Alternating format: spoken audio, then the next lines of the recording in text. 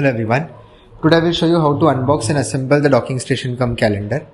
Inside the box, the first thing you get is a how to assemble guide with a QR code of this video.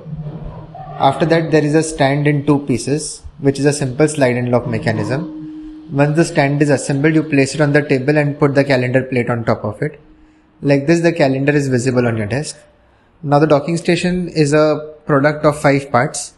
Let us remove all the 5 parts one by one, and I will show you how to assemble, which is also mentioned in the how to assemble guide. You simply slide and lock each part. This is part number 1 and 2. This is part number 3. This is part number 4, which goes at the top like this. And this is part number 5, which goes at the bottom. So this is how the docking station looks once all the parts are assembled. Now we will place our day-to-day essentials like a pen, your keys, a mobile phone, your sunglasses or spectacles, your wallet, your AirPods, and smartwatch. There's a slot for smartwatch charging. There's also a slot for AirPods and mobile phone charging.